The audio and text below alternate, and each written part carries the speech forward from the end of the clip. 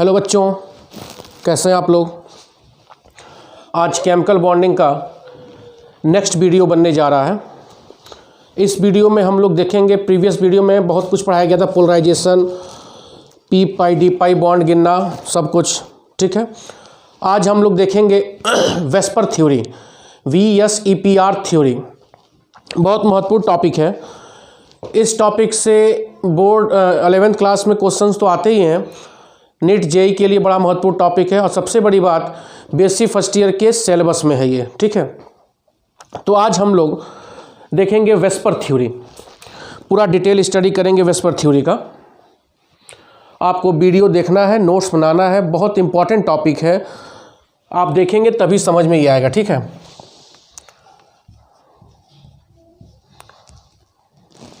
VSEPR theory, P छूट गया।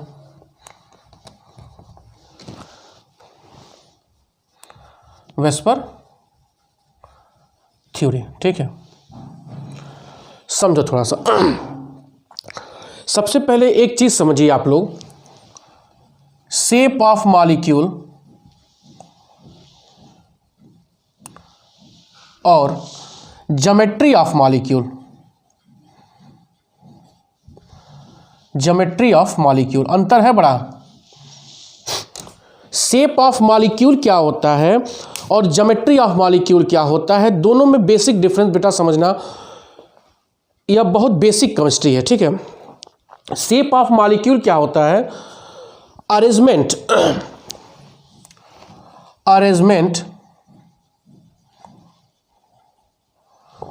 Of surrounding atom around the central atom. Shape देखो, जैसे मान लो अमोनिया में ले रहा हूं, किसी भी मॉलिक्यूल में दो एटम्स होते हैं। एक क्या होता है सेंट्रल एटम और एक क्या होता है सराउंडिंग एटम। तो सेंट्रल एटम के अराउंड सराउंडिंग एटम का कैसा अरेंजमेंट है उसको हम बोलते हैं शेप ऑफ मॉलिक्यूल। क्या बोलते हैं? Shape of molecule. क्लियर हो रहा है। और ज्योमेट्री ऑफ मॉलिक्यूल पूछा जाए तो arrangement of lone pair and bond pair around the central atom. Line समझ में आ रही है। जब जैसे देखो, यह अमोनिया है। अभी मैं वेस्पर थ्योरी नहीं पढ़ा रहा हूं, अभी बता रहा हूं शेप ऑफ मॉलिक्यूल और ज्योमेट्री ऑफ मॉलिक्यूल में बेसिक डिफरेंस क्या है। कई लोग यही नहीं समझ पाते, ठीक है। यहां देखो, चाहे कहीं बनाओ, यहां पर लोन पेयर हो गया। जब हम लोन पेयर को छुपा लें, लोन पेयर से हमसे मतलब नहीं है, तो arrangement of atom around the central atom is known as shape of molecule, ठीक है। और अरेंजमेंट ऑफ बॉन्ड पेयर, ये बॉन्ड पेयर है, ये क्या है bond pair, and lone pair around the central atom is known as geometry of molecule. तो कहने का क्या तात्पर्य है, शेप ऑफ मॉलिक्यूल में हम लोन पेयर को कंसीडर नहीं करेंगे, जबकि ज्योमेट्री ऑफ मॉलिक्यूल में हम लोन पेयर का क्या करेंगे, कंसीडर करेंगे। समझ में आ रहा है। तो वेस्पर थ्योरी के द्वारा हम मॉलिक्यूल का शेप डिसाइड करते हैं। मॉलिक्यूल का क्या करते हैं, शेप डिसाइड करते हैं, वह किस शेप में होगा, मतलब arrangement of atom around the central atom. Clear हो रहा है। दो चीज और। अब देखो, लोन पेयर क्या होता है, वह electron pair which does not participate in bond formation. वह इलेक्ट्रॉनों का युग्म या पेयर जो बॉन्ड के फॉर्मेशन में पार्टिसिपेट नहीं करता है, उसको हम क्या बोलते हैं, लोन पेयर इलेक्ट्रॉन। क्लियर हो रहा है। Lone pair electron. And second one is bond pair electron. Bond pair electron are those electron which participate in bond formation is known as bond pair electron. Clear हो रहा है। तो lone pair वह इलेक्ट्रॉनों का युग्म है जो बंध बनाने में पार्टिसिपेट या इन्वॉल्व नहीं होता है, जबकि बॉन्ड पेयर वह इलेक्ट्रॉनों का युग्म है जो बॉन्ड बनाने में पार्टिसिपेट करता है, उसको हम क्या बोलते हैं? Bond pair. ठीक है, ये सब आप लिख लोगे। आइए वेस्पर थ्योरी के मेन फंडामेंटल चीज समझते हैं। मिटा रहा हूं, ठीक है, पॉज करके आप लिखते चलना और बातों को सुनते भी रहो।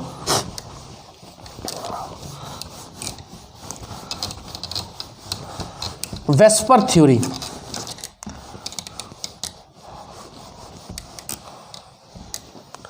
पूरा डिटेल स्टडी इस पे करेंगे। ठीक है,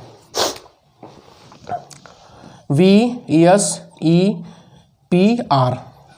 V stand for valence, S stand for sale, E stand for electron, P stand for pair और R stand for repulsion.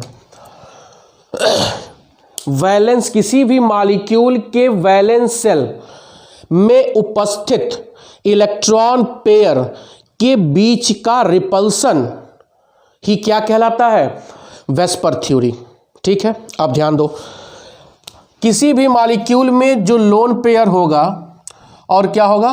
Bond pair जो होगा, लोन पेयर और बॉन्ड पेयर, इनको ऐड करने पर जो भी वैल्यू आएगी उसको हम क्या बोलेंगे? Electron pair. समझ में आ रहा है? किसी भी मॉलिक्यूल में का जो लोन पेयर होगा या बॉन्ड पेयर होगा या उसी दोनों को जोड़ेंगे तो जो भी वैल्यू आएगी उसको हम क्या बोलेंगे? Electron pair. क्लियर हो रहा है? अब ध्यान दो, अभी वेस्पर थ्योरी का पास्टुलेट में बता रहा हूं, पहले अब लोन पेयर बॉन्ड पेयर गिनना सीखो। जैसे एग्जांपल मैं ले रहा हूं, 2 एग्जांपल, अमोनिया H2O SF4 ले लो। ठीक है, 3 एग्जांपल ले रहा हूं मैं। यहां पर सेंट्रल एटम क्या है? नाइट्रोजन। नाइट्रोजन के वैलेंस सेल में 7 इलेक्ट्रॉन, 7 में से कितना बॉन्ड बना रहा है? 3। तो बॉन्ड पेयर कितना हो गया? 3।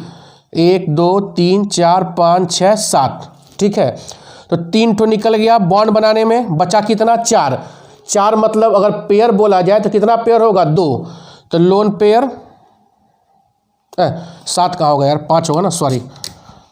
नाइट्रोजन के बैलेंस सेल में 5 इलेक्ट्रॉन, 1 2 3 4 5। 5 में से 3 निकल गया बॉन्ड बनाने में, बॉन्ड कितना हुआ? 3। कितना बचा? 2। तो 2 को एक पेयर लेंगे ना, एक पेयर मतलब 2 इलेक्ट्रॉन। तो यहाँ loan pair, bond pair, electron pair कितना आ गया? 4। ठीक है, इलेक्ट्रॉन पेयर कितना आ गया? 4। समझ में आ रहा है? यहाँ देखो, सेंट्रल एटम क्या है? ऑक्सीजन। वैलेंस इलेक्ट्रॉन ऑक्सीजन कितना होगा? 8। कितना होगा? 8। अब देखो 1 2 3 4 5 6 7 8 ऐसे लिख लो। कितना बॉन्ड बना लिया? 2। बॉन्ड पेयर कितना हो गया? 2। कितना बचा? 1 2 3 4 5 6।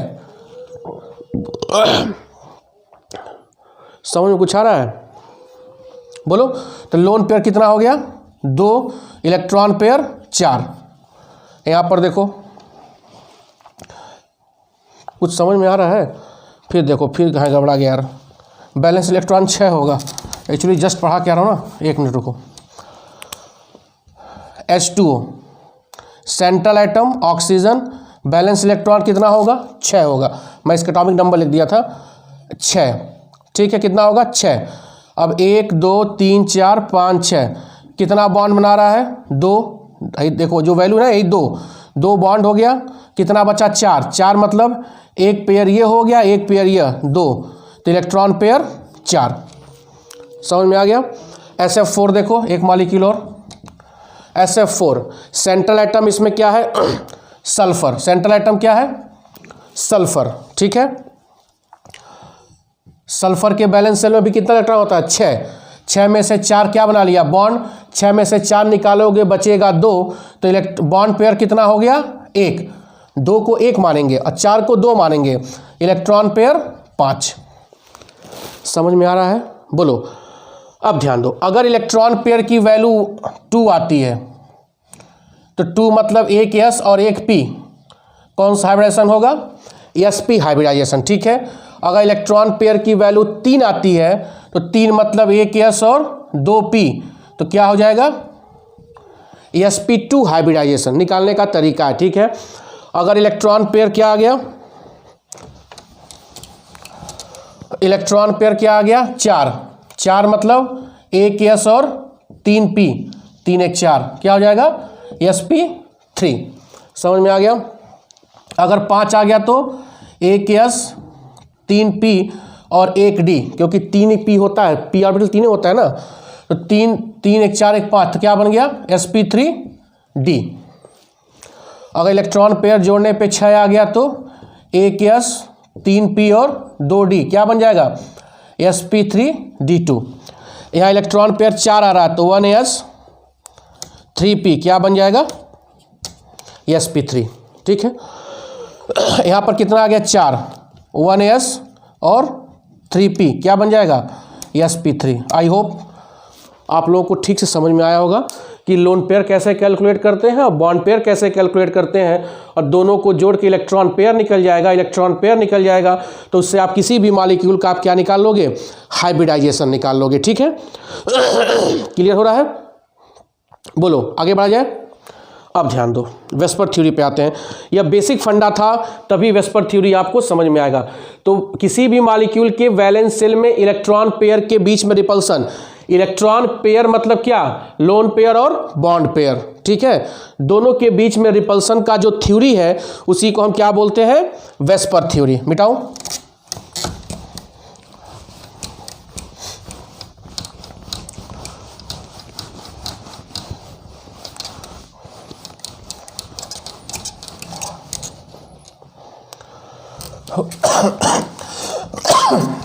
अब ध्यान दो, बढ़ा जाए। अब थोड़ी बात करते हैं वेस्पर थ्योरी का। वेस्पर थ्योरी एक्सप्लेन करता है shape of molecule. Shape of molecule और ज्योमेट्री ऑफ मॉलिक्यूल में मैंने बेसिक डिफरेंस बता दिया, समझ में आ रहा है। अब ध्यान दो, पहला पोस्टुलेट ये थ्योरी क्या कहता है कि किसी भी मॉलिक्यूल की जो शेप होगा, किसी भी मॉलिक्यूल का जो शेप होगा, उस मॉलिक्यूल का जो सेंट्रल एटम होगा, उस सेंट्रल एटम के वैलेंस शेल में उपस्थित इलेक्ट्रॉन पेयर डिसाइड करेगा। क्या कह रहा है, shape of molecule, shape of molecule is decided by electron pair present in the valence shell of central atom. किसी भी मॉलिक्यूल का जो शेप होगा कौन डिसाइड करेगा, सेंट्रल एटम के वैलेंस शेल में उपस्थित इलेक्ट्रॉन पेयर उसका शेप डिसाइड करेगा कि किस शेप में मॉलिक्यूल रहेगा। क्लियर हो रहा है। दूसरा पॉइंट देखिए, दूसरा पॉइंट, इलेक्ट्रॉन पेयर की जब भी बेटा बात होगी तो आप दो चीज समझेंगे, एक बॉन्ड पेयर इलेक्ट्रॉन और एक लोन पेयर इलेक्ट्रॉन, ठीक है। दूसरा पॉइंट, इलेक्ट्रॉन पेयर मतलब क्या, bond pair and lone pair. Electron pair are arranged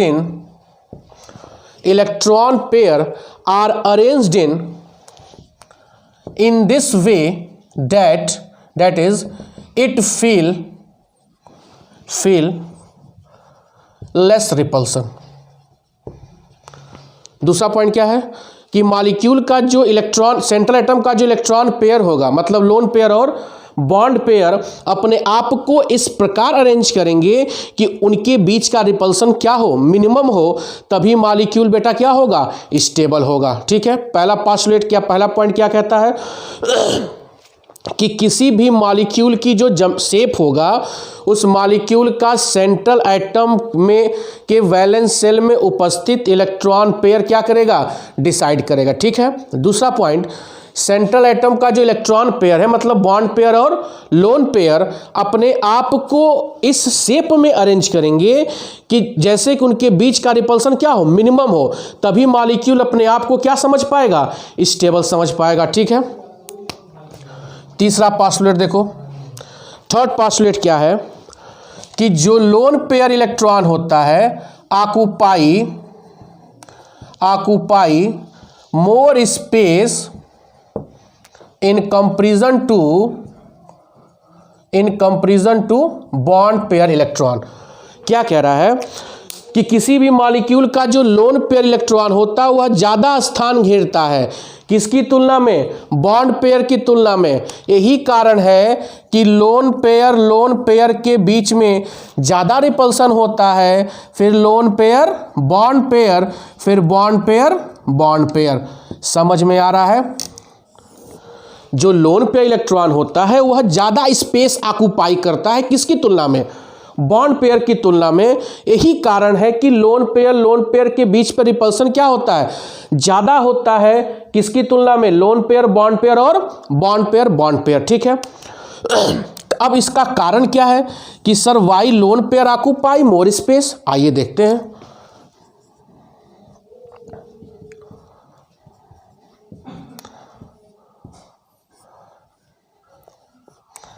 यह क्या है? बॉन्ड पेयर इलेक्ट्रॉन, और यह क्या है? Lone pair electron. बोलो। अब देखो, लोन पेयर केवल सेंट्रल एटम के द्वारा अट्रैक्ट हो रहा है, तो जब एक ही एटम के द्वारा अट्रैक्ट हो रहा है, जबकि bond pair electron central atom के द्वारा भी अट्रैक्ट हो रहा है और किसके? Surrounding atom. तो दो लोगों में जब कोई चीज़ अट्रैक्ट होगी तो उसका स्थान क्या हो जाएगा? कम हो जाएगा। तो कारण क्या है कि lone pair occupy more space in comparison to bond pair because lone pair electron is attracted by only one nucleus, that is the nucleus of central atom, whereas bond pair electron is attracted by two nucleus, that is the nucleus of central atom and nucleus of bonded atom। समझ में आ रहा है? Lone pair जो electron है वह एक ही नाभिक के द्वारा आकर्षित किया जा रहा है। जब एक ही नाभिक के द्वारा आकर्षित किया जाएगा तो इनके बीच का गैप क्या होगा? कम होगा। तो जब गैप कम होगा तो यह नज़दीक आएंगे, इनके बीच पे खट से रिपल्सन इतना तेज होगा कि बॉन्ड एंगल क्या हो जाएगा? कम हो जाएगा। समझ में आ रहा है? और बॉन्ड पेयर इलेक्ट्रॉनों के ज़्यादा स्पेस ऑक्यूपाई नहीं करता है। क्यों? क्योंकि वो दो नाभिकों में बट जाता है। ठीक है। तीसरा चौथा पॉइंट कि किसी भी मॉलिक्यूल पे अगर लोन पेयर पाया जाएगा तो उसका जो स्टैंडर्ड बॉन्ड एंगल होगा वह 2 डिग्री से घट जाएगा। अगर एक लोन पेयर पाया जाएगा तो 2 डिग्री से घटेगा, और अगर 2 लोन पेयर पाया जाएगा तो 4 डिग्री से, अगर 3 लोन पेयर पाया जाएगा तो 6 डिग्री से। समझ में आ रहा? Postulate of VSEPR theory. बोलो, आगे बढ़ा जाए। सब नोट डाउन कर दो, जो मैं लिख रहा हूँ, बोल रहा हूँ, लिख रहा हूँ, सब नोट डाउन करो।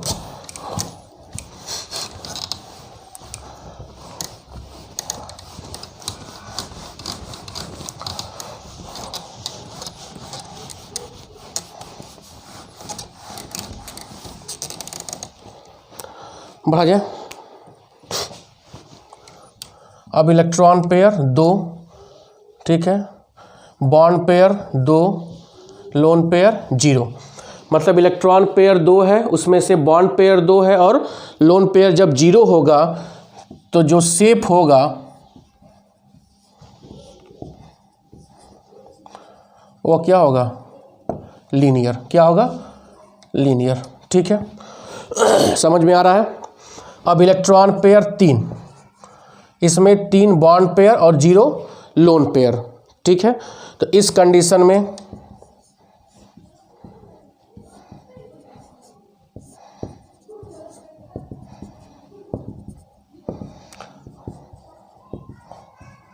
ट्राइगोनल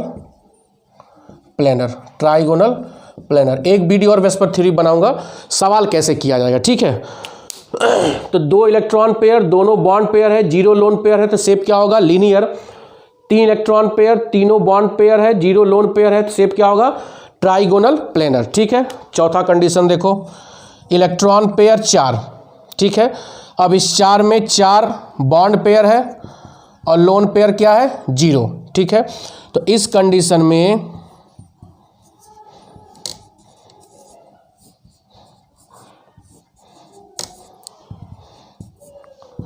शेप क्या होगा? टेट्राहेड्रल। कितना होगा? शेप क्या होगा? टेट्राहेड्रल। कब?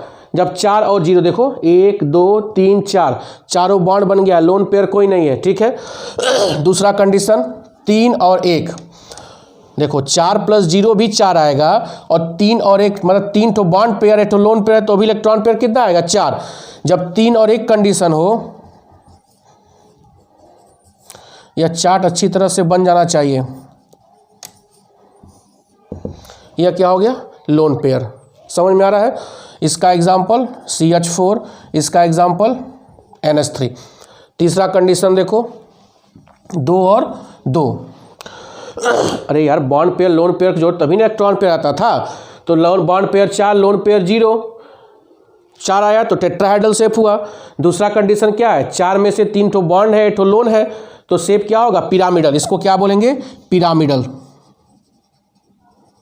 ठीक है, पिरामिडल। क्लियर हो रहा है। और क्या दूसरा 2, पहले स्ट्रक्चर बना दिया, मतलब 2 बॉन्ड है, 2 लोन पेयर है,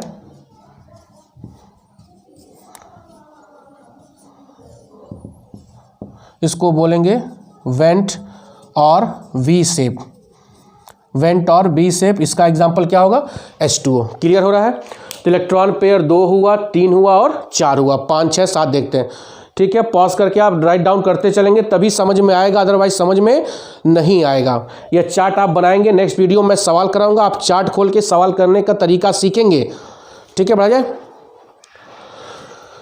पॉज करके छाप लेना बेटा, केमिकल बॉन्डिंग यूट्यूब पे ख़त्म हो जाएगा।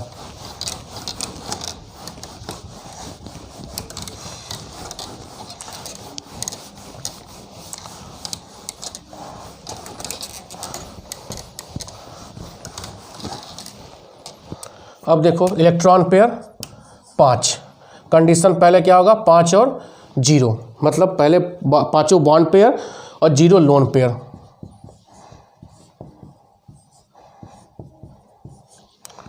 देखो 5 बॉन्ड है, इसको बोलेंगे ट्राइगोनल बाई पिरामिडल। एग्जाम्पल क्या होगा, PCl5, ठीक है। फिर दूसरा कंडीशन क्या होगा, 4 और 1, 4 बॉन्ड होगा और 1 क्या होगा, लोन पेयर, तो भी इलेक्ट्रॉन पेयर 5 आएगा।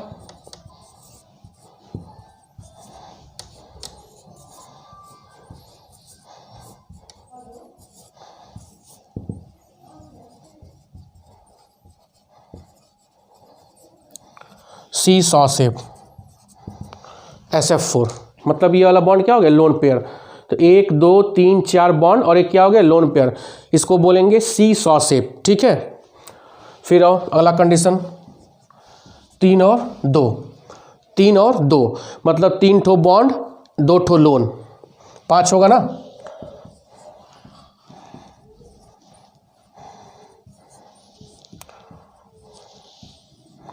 उल्टा देखो, ऐसे भी हो सकता है लेकिन कन्फ्यूज़न हो जाएगा, क्योंकि यह दोनों लोन पेयर हुआ ना, तो इधर से कर लेते हैं, कोई टेंशन नहीं है।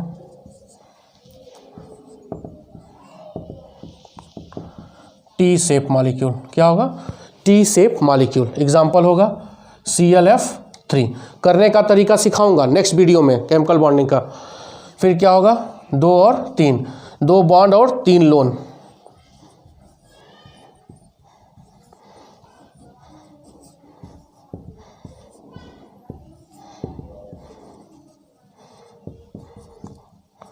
I3-। ट्राई आयोडाइड आयन सिखाऊंगा कैसे होगा, मैं निश्चिंत रहिएगा, ठीक है। नेक्स्ट वीडियो कल ही बनेगा। यह पूरा 5 का हो गया, तो 5 में 3 ट्राइगोनल प्लेनर, बाइपिरामिडल, सी सॉ, टी शेप और लीनियर।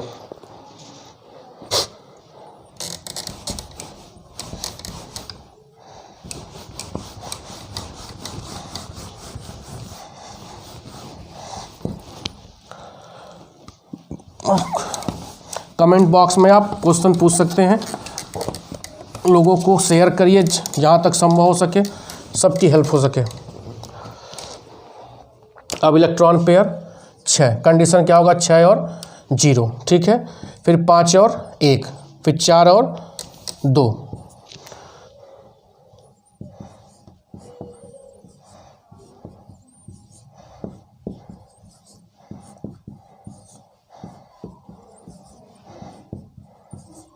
इसको क्या बोलेंगे? ऑक्टाहेड्रल। 6 बॉन्ड है, 1 2 3 4 5 6, 0 लोन पेयर, ऑक्टाहेड्रल। इसका एग्जाम्पल होगा SF6। ठीक है, 5 और 1 मतलब 5 बॉन्ड और 1 लोन पेयर, यही बना दे रहा हूँ।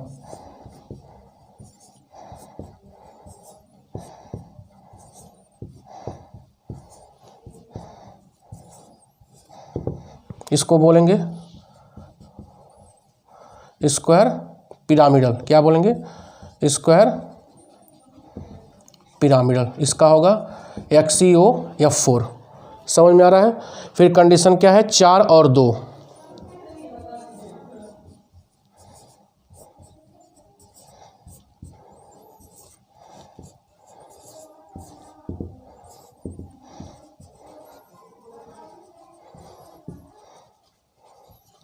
Square planar XeF4। कुछ समझ में आ रहा है? ये 6 है, 6 0 6 होगा, 5 और 1 भी 6 होगा, 4 और 2 भी क्या हो? ये हाई बॉन्ड पेयर है, लोन पेयर है। देखो 4 बॉन्ड, 1 2 3 4 और 2 ठो लोन पेयर। फिर यहीं देख रहा हूँ 7 वाला, 7 में भी 2 कंडीशन, 7 और 0।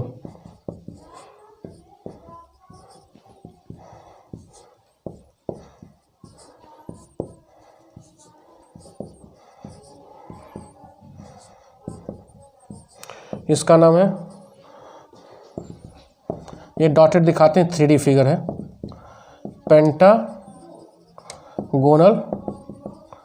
Bi pyramidal. Pentagonal bi pyramidal, इसको बोलेंगे IF7।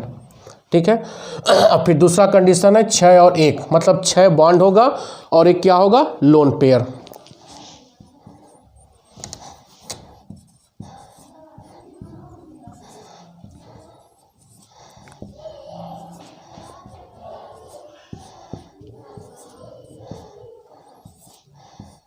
ये क्या हो गया? Lone pair. ठीक है, इसको बोलेंगे डिस्टॉर्टेड ऑक्टाहेड्रल XeF6। ठीक है, इतना ही पॉसिबिलिटी है वेस्पर थ्योरी में। इलेक्ट्रॉन पेयर 7 तक में, जिसमें 2 कंडीशन है, 7 और 0 और 6 और 1। ठीक है, यह वेस्पर थ्योरी मैंने डिटेल बता दिया, इससे ज़्यादा आपके सिलेबस में नहीं मिलेगा, ना केमिस्ट्री में मिलेगा। ठीक है, अब अगला जो वीडियो होगा इस पर सवाल होगा, फिर हाइब्रिडाइजेशन होगा, फिर मॉलिक्यूलर ऑर्बिटल थ्योरी, मतलब 3-4 लेक्चर में यह खत्म हो जाएगा। ठीक है, आई होप आप लोगों को समझ में आया होगा। नोट्स आप बना लेंगे, क्वेश्चंस कमेंट बॉक्स या व्हाट्सएप पे पूछेंगे या क्लास में भी पूछ सकते हैं। ठीक है, बहुत बहुत धन्यवाद।